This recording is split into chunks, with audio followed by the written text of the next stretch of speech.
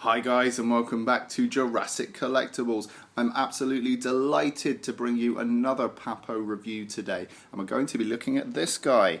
It's the Papo Tylosaurus. Now this is one of the ancient sea creatures from the Papo line, and in fact I've got the Papo catalogue here, and you can see that in the whole line there is actually only two sea creatures, the Tylosaurus and the Plesiosaurus. And they're both really nice sculpts, so we're really pleased to have this one on the channel.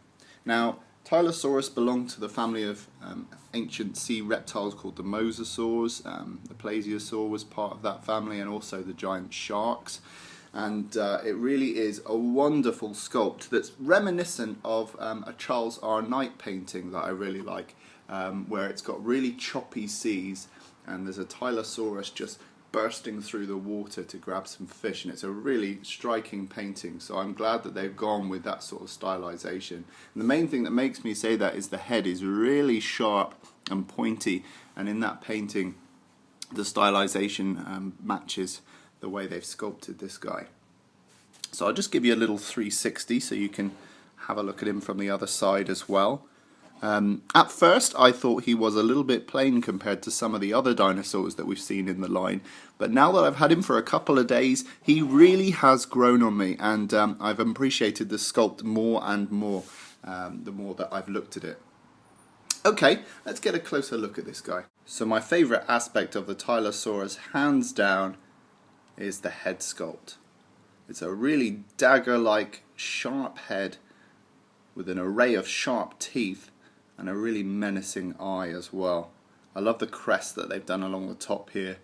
It just looks very, very ferocious indeed. You can see the individually sculpted pointy teeth, and also the way the eye feels very seated in those eyelids. It's just very, very naturalistic, and it feels like they've spent a lot of time getting this head sculpt right. Really nice. Now you can see he's looking forwards on this side, and if we turn the head over, you can see that actually he's looking backwards on this side. And what that does is it gives you two display options for the Tylosaurus. So, you know, if you've had him on your shelf looking one way for a while, you can turn him around and he'll look like a new figure. And they do that a few times in the Papo line, so it's really nice to see that. You can see inside we've got a nicely sculpted tongue there. And same on the roof of the mouth. Let's see if we can get some light in there. You can just see the roof of the mouth has been nicely sculpted. There's a nice level of gloss, not too much, just the right amount. It's sort of like a halfway house between matte and gloss, sort of like a satin finish. But they don't take the gloss off of the eyes. The eyes remain very glossy, so you get that wet feeling in the eyes. Very nice indeed. Then as we carry on down the neck, you can see the Tylosaurus has a very streamlined body, but has very nicely sculpted scales all the way over it.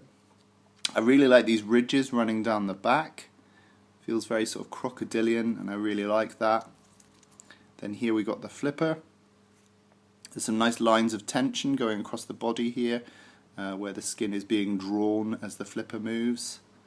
Some nice striations going down the flipper here.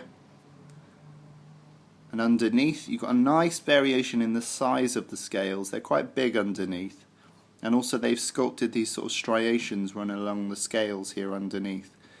And I reckon they've referenced that from, say, an alligator. You'll notice that alligators or crocodiles have sort of striations across their scales underneath, so that shows a really nice attention to detail there.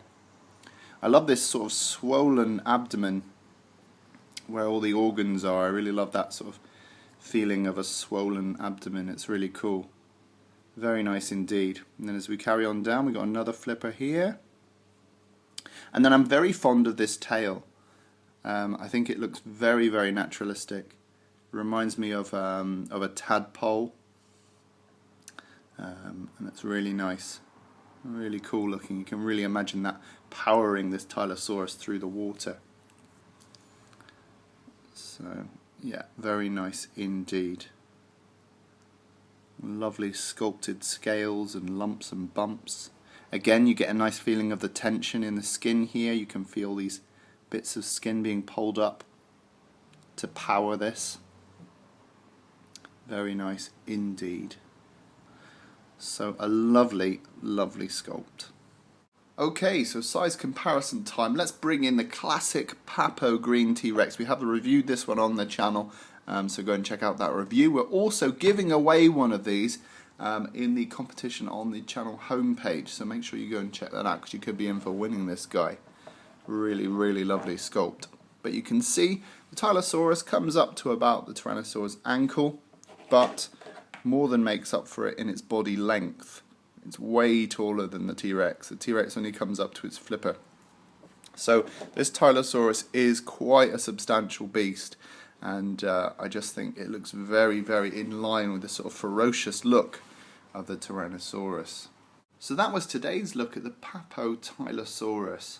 As one of the only 2 sea creatures in the Papo line, I'm really impressed with the amount of detail that Papo have put into this figure. I mean, they could have gone for just a standard streamlined sea creature, which a lot of sort of figure lines do, but they've actually packed as much detail as they can into this creature, and I really appreciate that.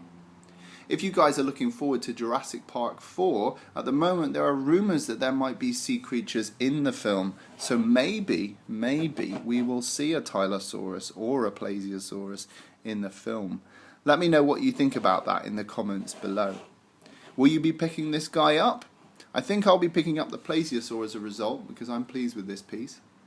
Let me know what you think below. Okay guys, and don't forget to rate and subscribe. I'll see you in the next video.